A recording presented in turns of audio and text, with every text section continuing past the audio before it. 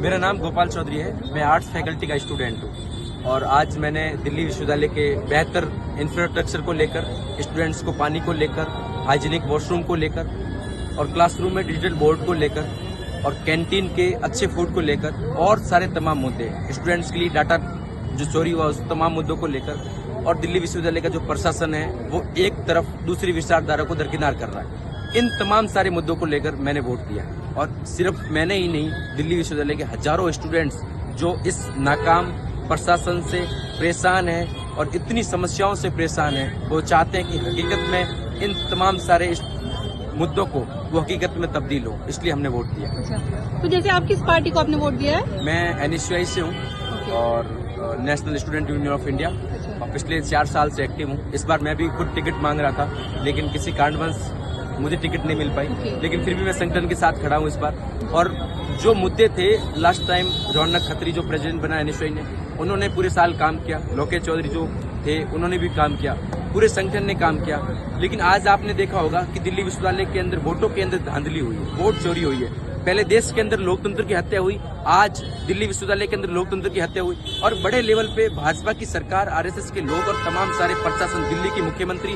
और आपने देखा होगा इससे पहले दिल्ली के मुख्यमंत्री अरविंद केजरीवाल थे, लेकिन इस बार पहली बार जो छात्र संघ चुनाव हो रहे हैं 2014 के बाद, रेखा गुप्ता जी मुख्यमंत्री है, उन्होंने बड़े लेवल पे पूरे प्रोग्राम को, पूरे वोट चोरी को हाईजैक कर लिया है और हर एक स्टूडेंट्स की रात को ID कार्ड खरीद लिया है। खरीदने के बाद ID कार्ड खरीदने के बाद स्टूडेंट्स को सुबह 8:30 से लेकर 9:30 बजे तक भी स्टूडेंट्स को वोट नहीं देने दिया और रही बात लास्ट 2 घंटे तक स्टूडेंट को बिठा दिया।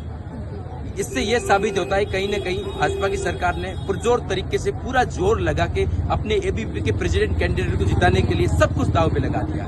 और साथ ही साथ EVM के अंदर आप समझने की कोशिश करो, ABP के जो कैंडिडेट थे उसके सामने स्याही का इंक लगाकर ये दिखाया है कि आप इसको वोट करो, अंकित ये किया है कि आप इसको वोट करो। लेकिन दूसरी तरफ दिल्ली विश्वविद्यालय के आम स्टूडेंट्स अपनी परेशानी से परेशान है, अपनी समस्याओं को किसको सुनाए। आम स्टूडेंट्स, चुनाव हर साल इसलिए होता है कि इतनी हजारों समस्याएं आ रही है, कम से कम कौन उनको सॉल्यूशन की ओर तबलीग करेगा। हर साल प्रेसिडेंट बनता है, हर साल पूरा पैनल जीतता है, लेकिन कोई भी एक्टिविटिस्ट और कोई भी छात्र नेता इस बात को लेकर नहीं बताता कि आखिर दिल्ली विश्वविद्यालय के अंदर मुद्दे क्या है। इस बार मैं भी चुनाव लड़ रहा था लेकिन किसी कारणवश चुनाव नहीं लड़ पाया, लेकिन मैं अभी भी हार नहीं माना हूँ। अगली साल भी स्टूडेंट्स के बीच में खड़ा हूँ, स्टूडेंट्स के मुद्दों के लिए लड़ाई लड़ूंगा। तो जैसे आपने बताया वोट चोरी की आपने बात करी है, तो जैसे बीजेपी की गवर्नमेंट के ऊपर वोट चोरी का इल्जाम कांग्रेस भी लगा रही है और अभी आप NSUI लगा रही है ABP के ऊपर, तो on what basis you are saying कि वोट चोरी है और किस तरीके की वोट चोरी की मतलब आप बात कर रहे हैं? देखो, मैंने आपको बताया कि मैं खुद वोट दे के आया पूरी तरीके से।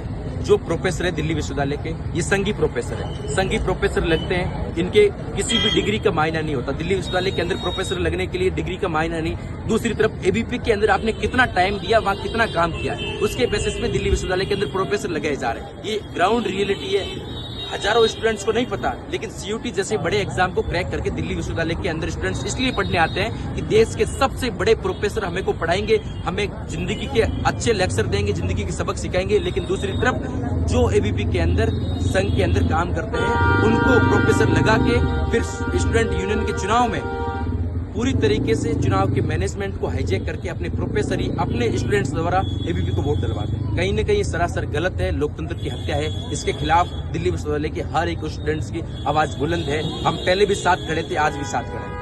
अच्छा, जैसे अभी बाकी और स्टूडेंट से बात हुई है, लड़कियों से स्पेशली बात हुई है, तो होलीगनिज्म की बात करती हैं कि जो हुड़दंगबाजी है तो वो उससे काफी परेशान है और जो इलेक्शन में जो खर्चा हुआ है तो उसको लेकर भी क्वेश्चनिंग के कहाँ से वो इतना फंडिंग आ रही है, जो ABP और NSUI दोनों के दोनों। आप देखने की कोशिश करिए, लास्ट टाइम का इलेक्शन था और इस साल का इलेक्शन बहुत कुछ इलेक्शन है। इस बार का इलेक्शन दिल्ली विश्वविद्यालय का आम स्टूडेंट चुनाव लड़ सकता है, लेकिन जो पहले का इलेक्शन था, बड़े बड़े होल्डिंग, बड़ी लग्जरी गाड़ियां, सब कुछ पैसे पे ही चल रहा था। और दूसरी तरफ जो प्रिंटेड मटेरियल था, लेकिन इस साल का खर्चा बहुत नॉर्मल खर्चा हो गया। लेकिन फिर भी कई स्टूडेंट्स और कई कैंडिडेट्स ने इस हाई कोर्ट की और सुप्रीम कोर्ट की और दिल्ली विश्वविद्यालय प्रशासन की उल्लंघन किया है और हो सकता है उसको अब आगे क्या हाई कोर्ट और सुप्रीम कोर्ट आगे क्या आदेश दे वो हमें नहीं पता।